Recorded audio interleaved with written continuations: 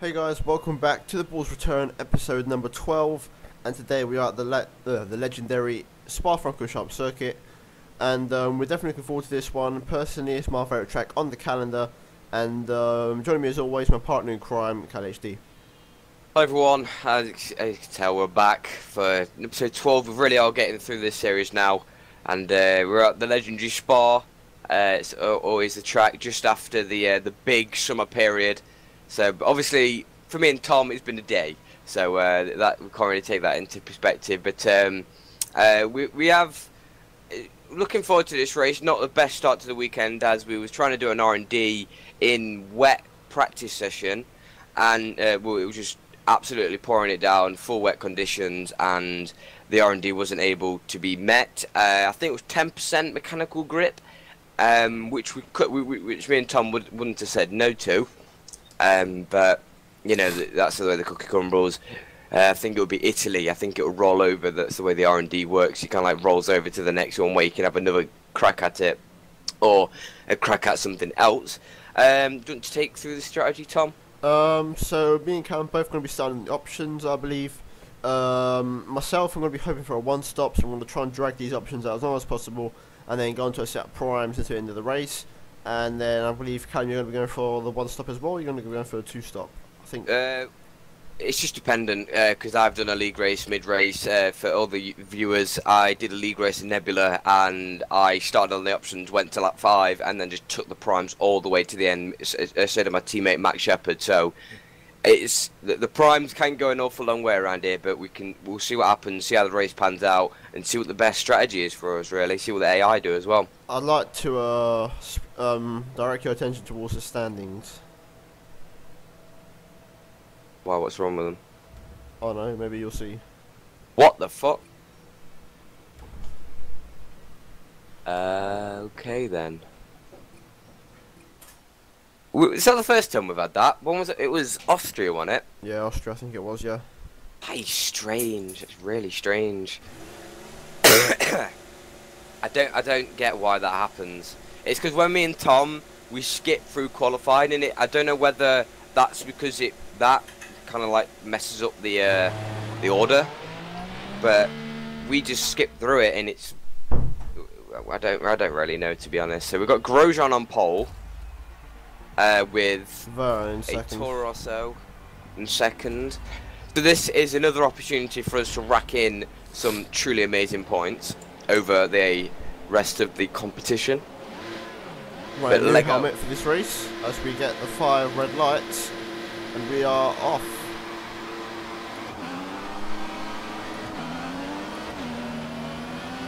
Alright, start. I ain't got no way through.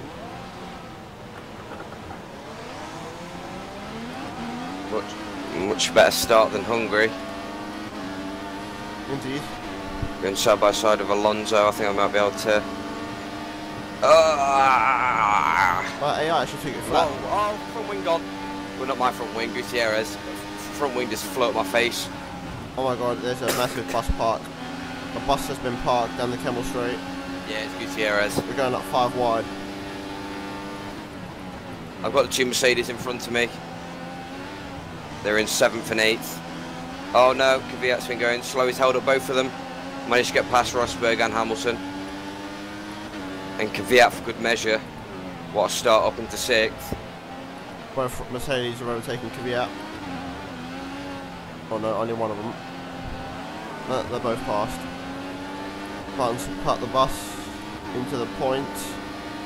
Now I'm into the points, I'm in 10th.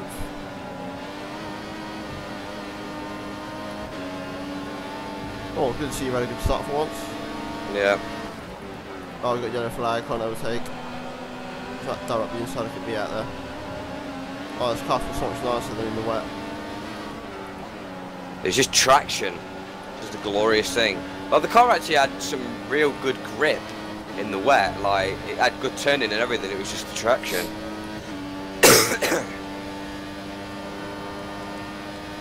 Right, let's settle down into this race. There's a bit of a battle going on up ahead. Bit of front wing on. Whoa. Whoa, in oversteer. Completely missed my picture of the bus stop. It's a fifth. Both Mercedes side by side, trying to overtake Vern.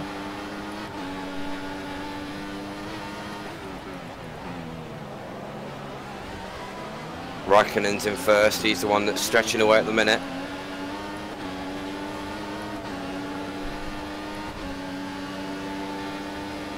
I think I'm going to have a run on both of the Mercedes now at the top of the road. Got a run on Maldonado.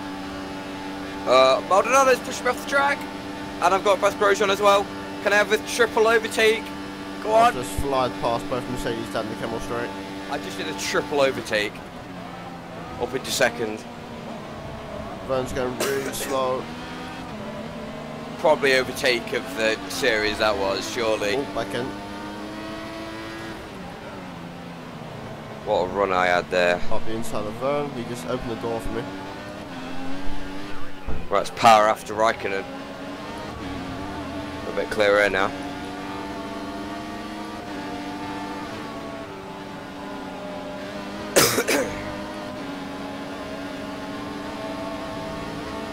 There we go, up the inside of Grosjean. Almost Maldonado. Oh wait, no, Maldonado's just left the door open for me. And that's me past both Lotuses up to P4. Up to Raikkonen, 3.7.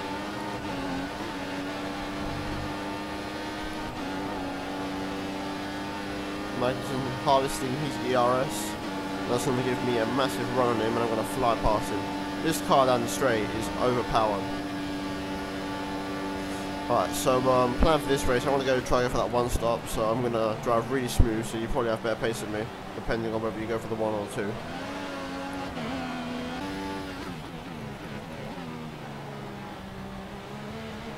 I've got to bring everything out these tires this lap now.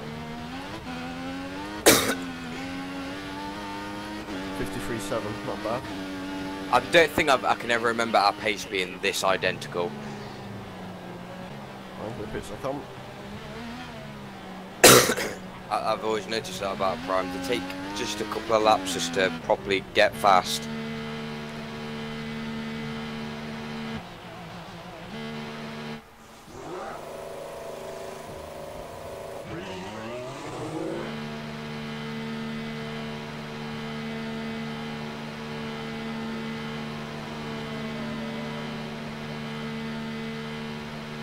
No, I think you've got a considerably bigger gap.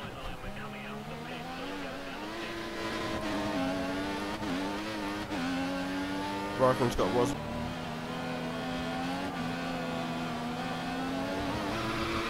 Uh-oh, I'm off. Oh, almost went to the wall.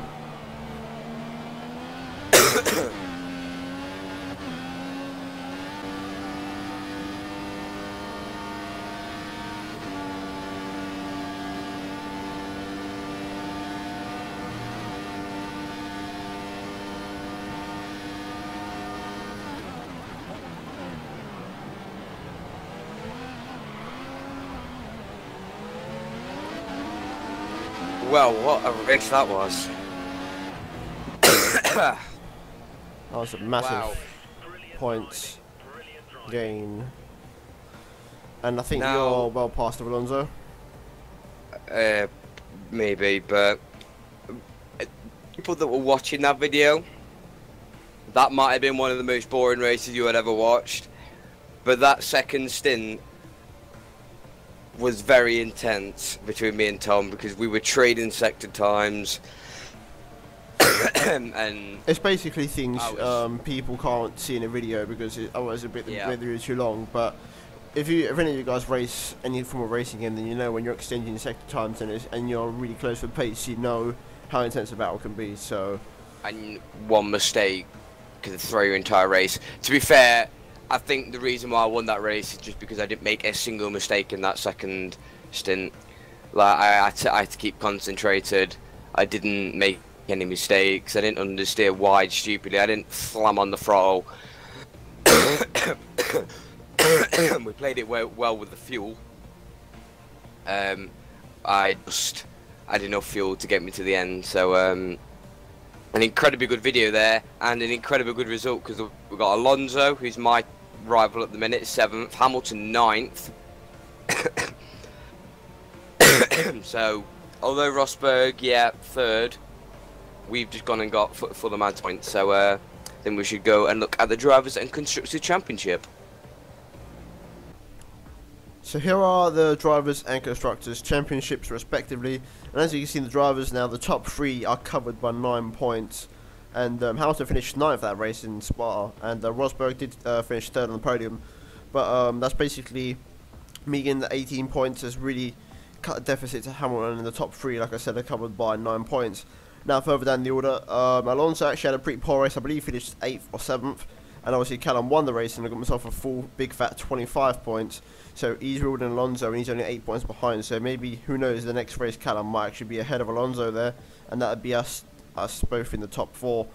And Callum has now well cleared Raikkonen, who's in 6th place. So far so good in the drivers, and the next couple of races are looking up, especially Monza, because Monza we're expecting to have really good pace, because at Spa, in the straight line in the 1st and 3rd sector, we was the fastest car, so we're expecting to have some mighty pace around Monza. Now skipping on to the constructors, and as you can see, we are now 84 points behind Mercedes, so we are really starting to reel in the Mercedes and really try and mount the constructors championship title charge. And we've completely dropped Ferrari now. Ferrari are pretty much 100 points behind us, so all really well. Can I add anything on to this, Callum? All I can say is an incredible episode, in the sense that we got such a good points haul. I managed to get another win under my belt, and like after a few really crappy races, such as like Silverstone, and it was Hungary as well, where I dropped stupid points, and then like at the very start of the season, Australia, when I lost my front wing. I've been dropping a lot of points this season, and I'm gaining them pretty much back. Just like the constructors, people were saying at the start of the series, how the hell are you going to do it? Because like I think it was in the first 3 or 4 races, they had managed to get Mercedes managed to get 4-1-2s, and we were like nowhere. We were like mid-pack, but we knew this was going to happen. We knew that as soon as we hit Spain, maybe Monaco, definitely, that's when our luck would have changed, and it has. And we've got what episode are we on now? 12. So we got 7 races left still. 7 races. Next race is Italy. Like Tom said, a race that we can really, I think we should easily win. It's going to be, because the straight line speed is unbelievable. Then we've got Singapore. Another really fast track. I think we'll be really fast around there. The 11-11 wings is going to work really strong around there. Whenever we have run 11-11 wings, Monaco, Hungary, we've at least got 1 car to the finish, winning. So, and then after that we've got the likes of Japan, Sochi, tracks that aren't maybe amazing, but I think the car at the minute's been feeling like absolutely amazing. Spa, the car felt really good, allowing me and Tom to go head to head pretty much. So I think that is everything on my behalf. Just roll on Italy and just roll on the championship, hopefully. And I would like to add on, I think Monza, Singapore, Brazil, and Circuit of the Americas, I know we're really fast around there, but then Abu Dhabi, Suzuka, and Sochi, we're not so sure how the cars can perform around there. I don't think, we're not 100% because we don't really race in tracks that often, so we're not sure what's going to happen there. So, I apologise. Yeah, that's pretty much it, guys. So, if you did enjoy it, the race itself was boring, so we can understand if you didn't watch the race or didn't enjoy that much, but generally in terms of championship it was very important for us. And if you're enjoying the series, then please leave a like down below and comment on what you think on the series. Just let us know if you're enjoying it, both on mine and Callum's channels respectively. And also, if you're new around here, please subscribe for more F1 2014 Coop, and we've got a cheeky little series idea lined up for F1 2015 with Coop, and we're not going to give anything away just yet, but it's a very good idea, and we're really looking forward to it, and hopefully you guys do too. But anyway, I've been rambling on for too long, so hopefully you guys, like I said, enjoy the video, and we will see you next time. So from me and from Callum, goodbye. See you later.